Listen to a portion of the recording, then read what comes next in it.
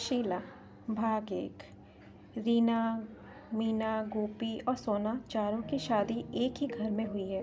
चारों बहुएं एक ही साथ एक घर में रहती हैं। चारों की सास शीला जी बहुत ही समझदार और शांत स्वभाव की महिला हैं, लेकिन अपने चारों बेटों की शादी के बाद शीला जी का सिर्फ एक ही काम रह गया है कि चारों बहुओं का प्यार कैसे बढ़ाया जाए। एक दिन शीला जी के घर उसकी बहन आई। शीला जी की बहन। शीला, तू तो बहुत खुशकिस्मत है कि तेरी चारों बहुएं तो बहुत सुंदर हैं और तेरा बहुत ख्याल भी रखती हैं। तुझे तो घर के काम की चिंता ही नहीं रहती होगी।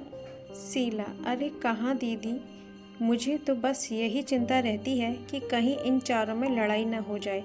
जब भी मुझे लगता है कि इन चारों में बहस होने वाली है तो मैं बात को संभाल लेती हूँ। शीला की बहन, ये बात तो सच है शीला। दुनिया सोचती है कि बहुएं आ जाने पर घर में खुशियां आ जाती हैं, लेकिन ये भी सच है कि घर में बहुएं आ जाने से सास के लिए जिम्मेदारी भी बढ़ जाती है। हर समय बस यही सोचते रहो कि कहीं लड़ाई ना हो जाए। ये दोनों बात कर ही रही थी कि तभी अचानक रानी और मीना की लड़ने की आवाज़ आई। रानी, मैंने एक बार पोंछा लगा दिया है तो मैं दोबारा नहीं लगाऊंगी। मीना, दोबारा पोंछा तो तुम्हें लगाना ही पड़ेगा। रानी, तुमने इतना गंदा पोंछा लगाया है कि लग ही नहीं रहा है कि घर की सफाई हुई है। बहुओं में इस तरह से लड़ाई देखकर शीला की बहन घबरा गई और शीला को समझाने लगी। तेरी बहुएं काम कम करती हैं और लड़ती ज़्यादा हैं। शीला, तुझे इनकी लड़ाई बंद करने के लिए कोई ना कोई रास्ता तो निकालना ही होगा। यह कहकर शीला की बहन वहाँ से चली गई। अब शीला दिन रात यही सोचती रहती कि इन बहुओं का आपस में प्यार कैसे बढ़ाया जाए। इसलिए शीला ने अपनी सारी बहुओं को इकट्ठा किया और कहा, शीला, तुम चारों लोग दिन भर आपस में लड़ती रहती हो। इससे ना तो घर चल सकता है ना तो जिंदगी। इसलिए आज तुम सब ये बता दो कि चाहती क्या हो। रानी, माँ जी, आप हमें अलग अलग घर दे दो। शीला, मेरे पास इतना पैसा नहीं है कि मैं तुम चारों को अलग अलग घर बना के दूँ। मीना, माँ जी, ये घर भी तो बहुत बड़ा है, आप इस पर 4 मंजिल बनवा दो और हम चारों को दे दो। शीला, मैंने अपने चारों बेटों को बड़े प्यार से पाला है, इसलिए मैं नहीं चाहती कि तुम लोगों की वजह से मेरा घर टूट जाए। मेरे चारों बेटे अलग अलग रहें और मेरा क्या, मैं तुम चारों में से किसके पास रहूँगी। शीला की ये बातें सुनकर चारों बहुएं चुप हो गईं। चारों में से कोई भी शीला को अपने पास नहीं रखना चाहती थी। शीला ने अपनी बहुओं को एकटक देखा और कहा, तुम चारों को मैंने अपने बेटे भी दे दिए और अपना घर भी दे दूं, लेकिन तुम में से कोई भी मुझे अपने साथ नहीं रखना चाहता।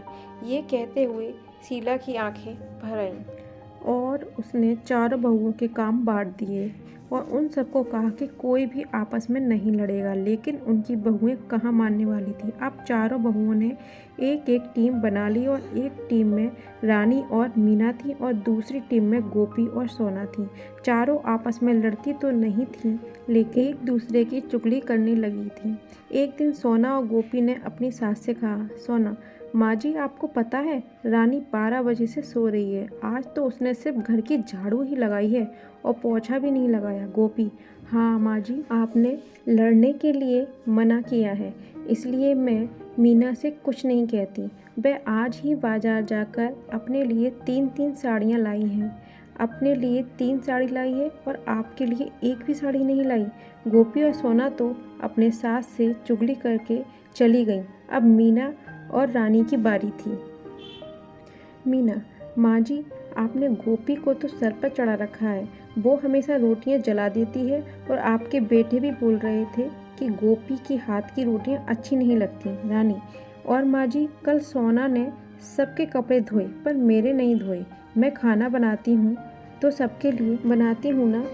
किसी दिन उसके लिए खाना ना बनाऊँ तो उसे कैसा लगेगा। शीला सारी बहुओं की बातें सुनती और सर पकड़कर बैठ जाती। इसी तरह दिन बीत रहे थे। जब बहुओं को लगा कि हमारी सास तो हमें घर बनाकर नहीं देगी, तो चारों बहुओं ने अपने अपने पतियों को भड़काना शुरू कर दिया। जैसे ही उनके पति काम से आते, वैसे ही चारों बहुएं चुगली करने के लिए लग जाती। एक दिन जब उनके पति घर आए तो रानी बोली, सुनो जी, मैं इस घर में नहीं रह सकती। मैं सारा दिन घर का काम करती हूँ और फिर भी आपकी माँ और आपकी भाभीयों की ताना सुनती हूँ। रानी का पति, मैं भी रोज़ रोज़ की लड़ाइयों से दुखी हो चुका हूँ। आज तो फैसला हो ही जाए। उधर मीना भी अपने पति से कहती है, मीना सुनिए जी, हम सब कब तक आपके घर वालों के साथ पिसते रहेंगे। बच्चे बड़े हो रहे हैं, उनके भी भविष्य के बारे में सोचना है। आप तो सारे घर का खर्चा चलाते हो और मैं घर के काम में लगी रहती हूँ। माँ जी से बोलिए ना, इस घर को तुड़वा कर फ्लैट बनवा दें, हम आराम से रहेंगे। मीना का पति, तुम ठीक कह रही हो। आज माँ से इस बारे में बात कर ही लेता हूँ। आखिर हमारी भी पर्सनल लाइफ है। शीला के बेटे उससे बात करने के लिए आए और पीछे पीछे बहुएं भी आ गई। बेटा, माँ कहाँ हो आप? बाहर आओ। बेटा, माँ आप घर को तुड़वा कर फ्लैट बनवा दो ना, अब साथ में नहीं रह सकते। दूसरा बेटा, हाँ माँ, हम सबको एक एक रूम मिला हुआ है। हमारे बच्चे बड़े हो रहे हैं, उनको भी अपना रूम अलग से चाहिए ना।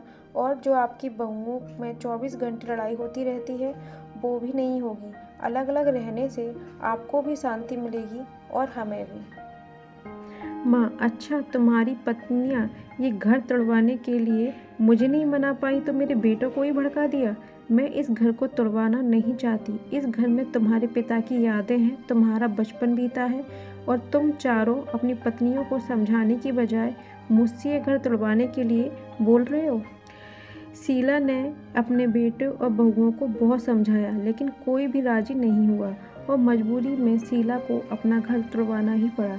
जैसे जैसे हथौड़ा घर की दीवारों पर चोट कर रहा था, शीला को वो चोटें अपने दिल पर महसूस हो रही थीं। अब कुछ दिन बाद उस घर की जगह एक आलीशान बिल्डिंग खड़ी थी।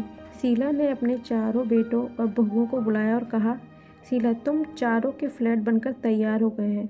अब तुम सब आराम से रह सकते हो। तुम अपने परिवार के साथ खुश रहोगे, लेकिन मेरा परिवार तो तुम सब हो। तुम्हें अलग अलग जाता देख मुझे कितना दुख हो रहा है, कैसे बताऊं। बेटा, माँ आप कहाँ रहेंगी? मतलब हम में से किसके साथ रहेंगी? शीला, तुम फिक्र मत करो बेटा, तुम्हारी बूढ़ी माँ किसी पर भी बोझ नहीं बनेगी। पेंशन तो आती ही है मेरे पास, उससे मेरा गुजारा हो जाएगा। तुम चारों एक एक फ्लैट में रह लोगे तो ये नीचे का हिस्सा बचेगा, मैं वहीं रह लूँगी। चारों बेटे अपनी अपनी पत्नी और बच्चों को लेकर चले गए और आराम से रहने लगे। शीला पूरे दिन अकेली रहती और यही सोचती, मेरी बहुओं ने मुझसे मेरे चारों बेटों को छीन लिया। चारों में से कोई भी मेरे पास नहीं आता, लेकिन सभी दिन एक जैसे नहीं रहते। कल मेरी जगह मेरी बहुएं भी होंगी, तब देखती हूँ। फ्रेंड्स, आपको ये स्टोरी कैसी लगी कमेंट बॉक्स में ज़रूर बताइएगा और पसंद आने पर मेरे चैनल को लाइक शेयर और सब्सक्राइब जरूर कीजिएगा। Thanks for watching.